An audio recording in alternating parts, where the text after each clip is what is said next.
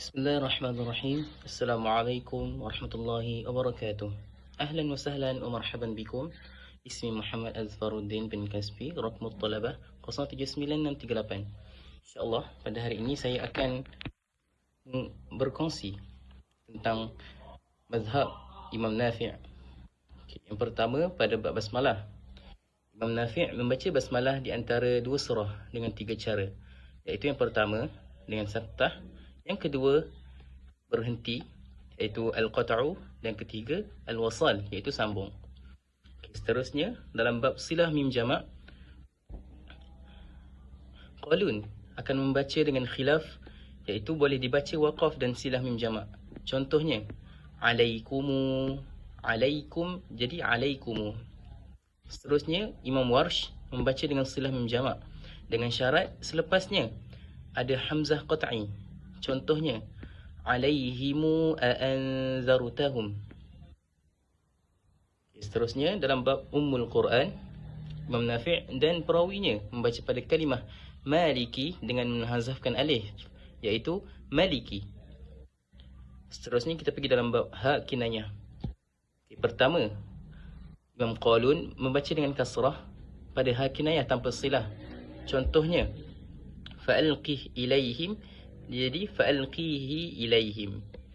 Yang kedua, Imam Warsh membaca dengan kasrah pada ha kinayah dan silah, yuaddihi ilaik, yuaddihi ilaik.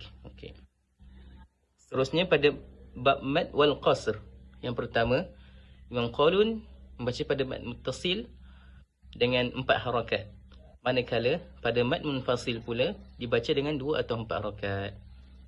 Imam Warsh pada mad muttasil dan mad munfasil membaca dengan 6 harakat.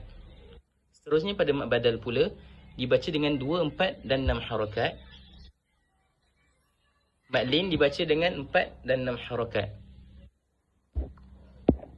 Okey, seterusnya kita pergi dalam bab hamzatain min kalimatain. Imam Nafi' membaca dengan tashil hamzah kedua, manakala Imam Warsh baca dengan tashil dan ibdal hamzah kedua dan baca dengan 6 harakat sekiranya huruf selepasnya sukun, ataupun membaca dengan 2 harakat sekiranya huruf selepasnya berbaris. Contohnya anzartahum, aalidu, anzartahum. Okey, seterusnya Imam Nafi' membaca dengan tashil hamzah kedua, dan Imam Warsh membaca dengan tashil dan ibdal hamzah kedua dan baca dengan 6 harakat sekiranya selepas hurufnya ada sukun, dan dibaca dengan 2 harakat sekiranya huruf selepasnya berbaris. Contohnya anzartahum, anzartahum. Okey. Imam Qalun pula membaca dengan tashil hamzah kedua dan idkhal huruf alif yang dibaca dengan 2 harakat. Contohnya unzila, ulqiya. Okay, seterusnya pada bab hamzatain min kalimatain, Imam Qalun terdapat 3 keadaan bacaan, iaitu ketika fathah, ketika kasrah dan dhammah.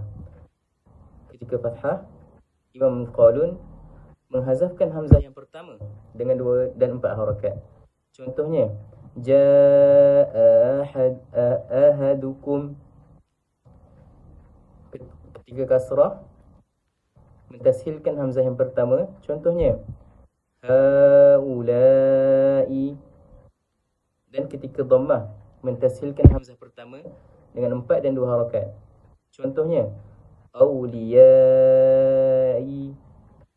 ulai. Hamzatan min kalimatain. Yang kedua, Imam Warsh pada kalimah haulai terdapat 3 bacaan. Yang pertama, mentashilkan hamzah kedua. Yang kedua, ibdal hamzah kedua dengan huruf mad dan dibaca panjang dengan 6 harakat. Manakala yang ketiga, ibdal hamzah kedua dengan ya berbaris kasrah tanpa memanjangkan bacaan. Bismillahirrahmanirrahim. Nama saya Anas bin Abdul Hadi. Seterusnya untuk usul qiraat Imam Nafi', pada bab hamzah mufrad, Warsh akan mengibdalkan hamzah sukun, dengan syarat hamzah sukun itu berada dalam keadaan fa' dan ibdal hamzah sukun ini was akan ibdalkan dalam 3 keadaan, iaitu yang pertama fathah, contohnya ta'lamun jadi ta'lamun, yang kedua dhammah, contoh perkataan al-mu'minun jadi al-mu'minun, dan yang terakhir ialah kasrah, contohnya allazi tumina menjadi allazi tumina. Kemudian pada bab dal luqat, kolon akan mengizharkan pada huruf dal pada lafaz qad apabila bertemu dengan 8 huruf yang dirumuskan dengan huruf nun, ba dan juga dal. Contoh ayatnya ialah qad na'lamu, qad bada'a dengan qad dakhalu. Kemudian wash akan mengidghamkan kalimah qad ini, dal ini hanya apabila bertemu dengan huruf dot dan juga ta, juga za. Za.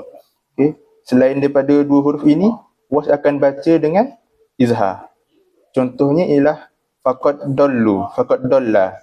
Maka wash akan baca faqad dalla. Mana dengan mengidghamkan dal itu ke dalam dot. Kemudian pada bab zalu is, Nafi' akan membaca dengan mengizharkan zal. Zal pada kalimah is sekiranya bertemu dengan 6 huruf yang dirumuskan oleh ulama sebagai alif, dal dan nun. Contohnya izdakhalu alai. Maknanya di kalimah zal itu akan diizharkan, akan dijelaskan zal. Kemudian pada bab nakal, wash akan nakalkan huruf hamzah ke dalam huruf sukun dengan 3 syarat. Yang pertama, huruf yang dinakalkan mestilah sukun. Yang kedua, huruf sukun di akhir kalimah dan hamzah di awal kalimah seterusnya. Yang ketiga, huruf sukun yang dinakalkan mestilah huruf selain huruf mat. Contohnya, qad aflaha menjadi yang dah dinakalkan ialah qad aflaha. Kemudian pada bagi Imam Qaulun pula akan baca hamzah sukun dengan tahqiq selepas lam ta'rif yang berbaris dhammah, sama ada ketika wasal atau tidak. Contohnya pada kalimah adanil ula. Kemudian pada bab tak taknis, terdapat khilaf antara Qaulun dan juga wash. Imam Qaulun akan baca dengan izhar pada tak taknis sakinah apabila bertemu dengan 6 huruf tertentu. Contohnya kazzabat samud. Kazzabat samud, iaitu dengan mengizharkan tak taknis yang mati itu. Wash pula akan membaca secara idgham apabila bertemu dengan huruf za saja. Contohnya kanat zalimatan. Awalnya kanat zalimatan. Kemudian pada bab huruf lam, Imam Wash akan menebalkan huruf lam itu.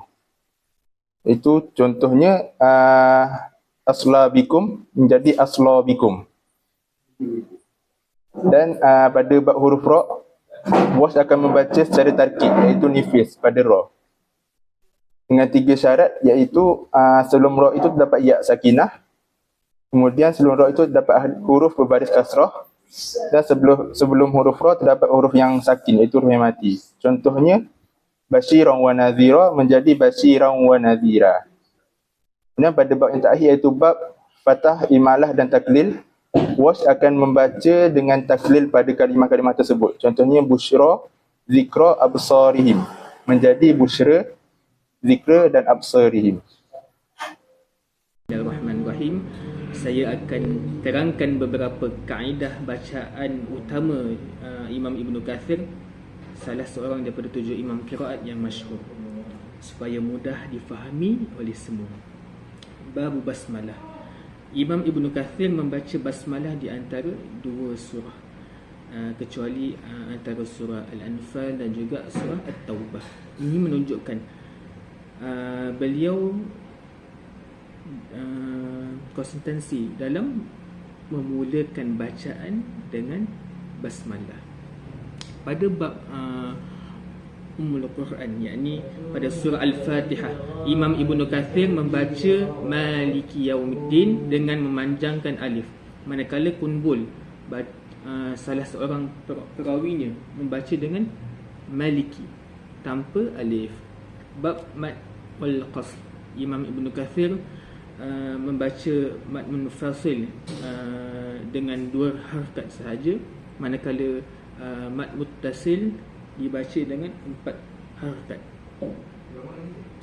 Bacaannya ringkas dan konsisten. Seterusnya bab silah mim jamak. Imam Ibn Kathir, beliau membaca silah mim jamak dengan 2 harakat, iaitu apabila mim jamak bertemu huruf hidup selepasnya.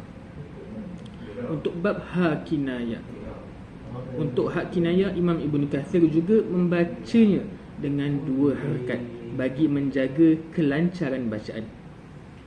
Untuk bab hamzatain min kalimah, apabila 2 hamzah berhimpun dalam satu perkataan, Imam Ibn Kathir mentashilkan hamzah kedua, iaitu dibaca antara hamzah dan huruf mad tanpa idghal. Manakala bab hamzatain min kalimatain, apabila 2 hamzah datang daripada 2 perkataan, untuk riwayat Al-Bazzi membaca dengan gugurkan hamzah pertama jika kedua-duanya fathah, tashil hamzah pertama jika kasrah ataupun dhammah. Ini menunjukkan kelonggaran dalam bacaan untuk memudahkan sebutan. Seterusnya bab ya idhafah. Imam Ibn Kathir membaca ya idhafah dengan fathah jika selepasnya terdapat hamzah fathah, hamzah kasrah, hamzah dhammah atau alif lam ta'rif. Kesimpulannya adalah qiraat Imam Ibn Kathir sangat tersusun, ringan dan konsisten sesuai untuk bacaan yang jelas dan mudah diikuti, namun tetap berlandaskan riwayat sahih daripada Rasulullah SAW. Bismillahirrahmanirrahim. Assalamualaikum warahmatullahi wabarakatuh. Nama saya Ahmad Fadil bin Zakaria.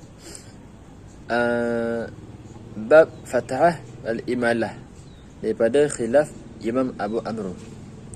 Yang pertama sekali, kalimah Taha. Kalimah Taha, di awal surah Taha, Imam Abu Amr mempunyai 2 wajah bacaan. Yang pertama imalah dan yang kedua adalah taklil. Dibaca dengan Tahe ataupun Tahe. Yang seterusnya lafaz a'ma di dalam surah Al-Isra. Ini terdapat 2 perkataan a'ma. Jadi Imam Abu Amr akan membaca kalimah a'ma yang pertama dengan imalah, dan tempat yang a'ma yang kedua pula dibaca dengan fathah. Seterusnya kalimah an-nas. Imam Abu Amr akan membaca dengan imalah apabila baris majrur, dan membaca dengan baris fathah selain daripadanya. Yang seterusnya lafaz tanwin yang diwakafkan dengan alif maksurah, iaitu bagi kalimah muftara, qura, huda, musamma. Imam Abu Amr juga membaca dengan 2 bacaan, 2 wajah bacaan. Yang pertama ialah imalah, dan yang kedua adalah fathah. Manakala akan dibaca dengan wasal, manakala dibaca dengan fathah apabila wasal. Yang kelima, perkataan tanah. Ketika wakaf, Imam Abu Amr akan membaca dengan 2 wajah bacaan. Yang pertama fathah dan yang kedua imalah. Adapun wasal, Imam Abu Amr akan membaca dengan fathah sahaja. Yang seterusnya zawatur ra' fil wasal. Contohnya al-qura allati, dzikra, ad-dar, narallah. Imam As-Susi mempunyai 2 wajah bacaan. Yang pertama imalah dan yang kedua fathah. Dal dalam lafaz qad ada 2 hukum. Yang pertama izhar dan yang kedua idgham. Izhar akan dibaca oleh Imam Asim, Imam Qalun dan Imam Ibn Kathir di semua keadaan. Adapun Warsh akan mengidghamkan dal hanya apabila bertemu dengan qad, apabila bertemu dengan dha dan dha. Selain itu dibaca dengan izhar. Imam Hisham izharkan dal dalam lafaz laqad adzalamaka dalam surah As-Sad. Dan Imam Abu Amru, Hamzah dan Kisai akan mengidghamkan dal pada semua huruf tanpa khilaf. Sekian saja daripada saya. Assalamualaikum warahmatullahi wabarakatuh.